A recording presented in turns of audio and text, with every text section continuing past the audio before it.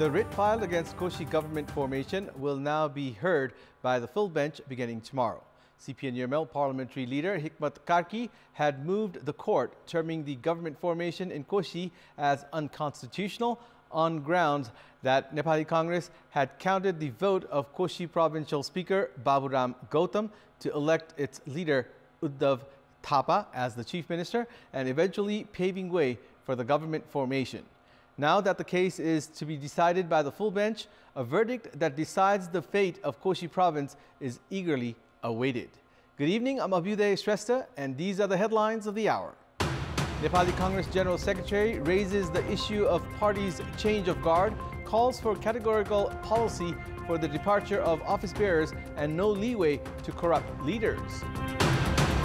20% women in Nepal compelled to go through delivery without basic health facilities. Infant and mother mortality rate remains intact. The new monetary policy irks the private sector, claims the policy lacks teeth to activate business sector. And Brazil blanked Panama 4-0 at the FIFA Women's World Cup. Germany drubbed Morocco 6-0. Italy edged past Argentina 1-0 as group stage heats up. Nepali Congress General Secretary Gagan Thapa has informed that he is making efforts to change the party leadership. While speaking at the Central Committee meeting today, General Secretary Thapa said that he would continue to make efforts to change the parliamentary party leader, although it is a difficult task. He also demanded for an answer as to how many times a person can become the parliamentary party leader. Thapa also stressed that the date for the next Central Committee meeting should be set from the current meeting. Pointing to the case of Central member Balkrishna Khan, who is in judicial custody for his alleged involvement in the fake Bhutanese refugee scam, Thapa said that a person cannot escape punishment for corruption charges just because he is a member of Nepali Congress. Speaking at today's meeting, another party general secretary, Vishwaprakash Sharma, stated that the calendar of the provinces can be fixed by holding discussions between the province party presidents. Party Vice President Purna Bahadur Kharga stated that the internal problems of the party should continue to be resolved. Another party Vice President, Dhanaraj Gurung, assured that the government would continue to bring cases of corruption to the fore. Party President Sher Bahadur Deuba is scheduled to furnish answers at the meeting to be held this Wednesday.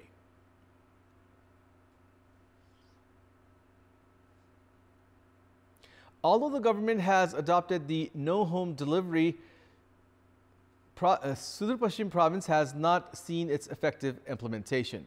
The trend of carrying out unsafe delivery at home has continued in the remote hilly regions of the country.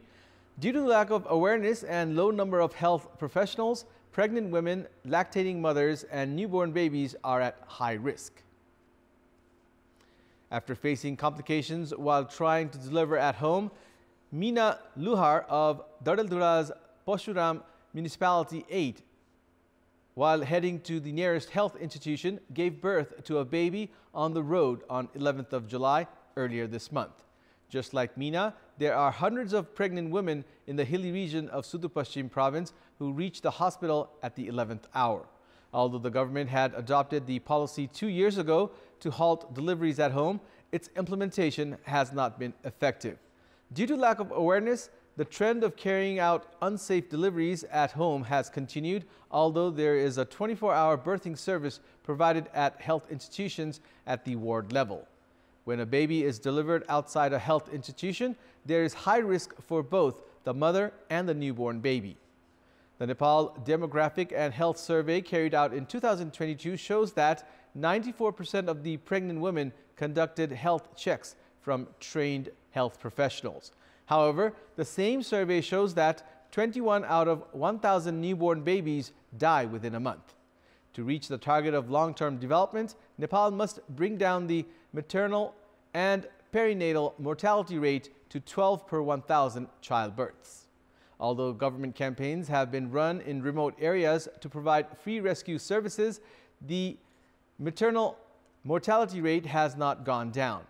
It is important for the government to make its efforts more effective to lower the maternal and perinatal mortality rate and effective services should be provided up to the rural level. In our Public Voice segment today, we have asked people in several provinces how is the quality of service for childbirth at their local health centers.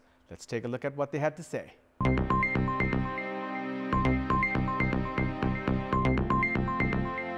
हाम्रो यहाँ अब बेडको संख्या कम छ सुत्केरी सुताउने bed पनि छैन सुविधा पहिलाको भन्दा छ तर जति हुनुपर्ने हो त्यति चाहिँ छैन ठीक सेवा सुविधा हामी सन्तुष्ट छौं नर्सहरुको सुत्केरी महिलासँग गर्ने व्यवहार चाहिँ अलि त्यति राम्रो देखिएको छैन जति अब सहज रूपमा प्राप्त हुनुपर्ने सेवा सुविधाहरू त्यो अझै पनि पुगेको जस्तो चाहिँ लाग्दैन अपरेसन गर्नुपर्ने अवस्था हुँदा चाहिँ अब लानै पर्छ नभए नर्मल सम्बन्धीमा चाहिँ गर्छ सर त्यही गर्नुहुन्छ नराम्रो छ अहिले जाँदाखेरि त्यहाँ डाक्टरै हुँदैन त कुनै कर्मचारी हुँदैन एनआईसीहरुको व्यवस्था नभएको कारणले हामीले बिरामीहरुलाई नेपालगञ्जसम्म बाहिर रिफर गर्नुपर्ने अवस्था अरु चाहिँ ठिकै छ सरकारी हस्पिटलमा पनि सुविधा छैन अनि प्राइभेटमा सुविधा छ तनी तिनीहरुले बढी पैसा लिइरहेछन् गुणस्तरीय प्रसूति सेवा दिनुपर्छ र एउटा विज्ञ गाइनोलोजिस्टहरुको पनि आवश्यकता परेको छ त्यहाँ समग्रमा हेर्दाखेरि यो प्रसूति सेवा चाहिँ राम्रो लाग्छ मलाई अब नगर वालिङ नगरपालिकामा अहिले चाहिँ धेरै सजिलो छ हाम्रो छोरीबुहारीहरुलाई हाम्रो पालाको जस्तो छैन नानी भएछ त त्यसमा धेरै राम्रो ट्रिटमेन्ट भयो नर्सहरु धेरै आइथ्यो स्क्रे गराउनु चेकअप गराउनु मात्रै औषधि लेख्छ त्यो चाहिँ राम्रो लाग्यो मलाई अहिले हाम्रो यो जिल्ला अस्पतालको राम्रो सेवा सुविधा छ अब सुत्केरीको लागि पनि एकदम राम्रो खानापिनाको व्यवस्था पनि छ सेवा पनि राम्रो दिनुभएको छ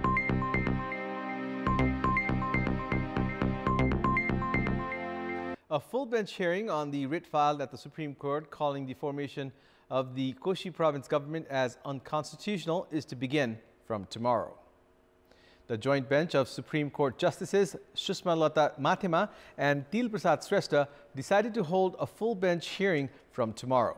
Former Chief Minister of Koshi province and Parliamentary Party leader of CPN-UML, Hikmat Kumar Karki, had filed the writ at the Supreme Court on 7th of July earlier this month, claiming that Nepali Congress Parliamentary Party leader Uddhav Thapa's appointment as the Chief Minister was illegal. Karki has demanded to scrap the province governor's decision of making Thapa the Chief Minister and appoint the leader of the Parliamentary Party of the largest party as the Chief Minister as per Article 168 of the Constitution, saying that Province Assembly Speaker Baburam Gautam has used his vote for the formation of the province government. Karki has made Province Governor Parshuram Khapung, Chief Minister Uddhav Thapa and Speaker Gautam as defendants. A single bench of Justice Sapna Pradhan Malla held on 12th of July had issued an interim order to the Thapa-led province government not to take decisions that may have long-term consequences. Visiting Politburo member of the Chinese Communist Party, Yuan Chuqian, has said that China will assist in the development of model villages in Nepal to tackle the country's rising food insecurity. Virtually inaugurating a program to be implemented in Sindhupalchok, the Chinese leader announced that the life of the farmers at the targeted village would be completely revamped. Likewise, in a meeting with the speaker and chief whips of the main parties, Chuqian emphasized on further consolidating the age-old bilateral relations between Nepal and China. The visiting leader added that there was no political interest connected with the Chinese assistance to Nepal. The leader of the Chinese Communist Party also said that one of the objectives of his visit was to monitor the implementation aspects of the agreement reached between China and Nepal during President Xi Jinping's Nepal visit in 2019. House Speaker Devraj Khimire said that Nepal would continue to receive support from China in the country's path towards development and prosperity in the coming years as well. Prior to the program, Speaker Khimire and Chinese leader Chuqian had held a separate meeting. The 25-member visiting Chinese delegation arrived in Nepal yesterday and is scheduled to wrap up its 3-day visit tomorrow. The private sector has said that the monetary policy unveiled by the central bank is not in a position to mobilize the business sector of the country. The business community complained that the monetary policy has only harped on financial stability rather than lending support to the business people who are reeling under bank interest loans. The three umbrella organizations of the private sector, Federation of Nepalese Chamber of Commerce and Industry, Nepal Chamber of Commerce and Confederation of Nepalese Industries issued a joint press statement today, citing that the new monetary policy has not embraced the suggestions given by the three entities.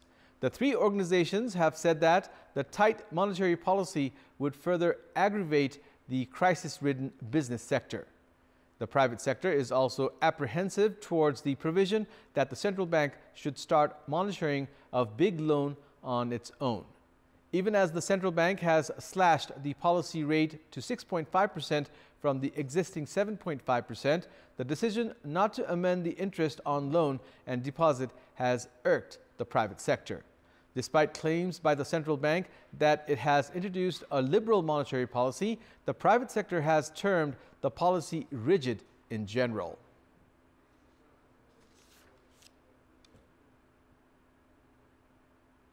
The trade deficit in the just concluded fiscal year has touched 1,454 billion rupees.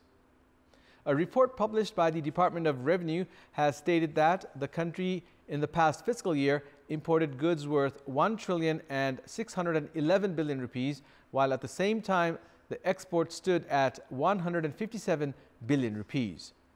In comparison to the previous fiscal year, export dropped by 21%, while import was limited by 16%.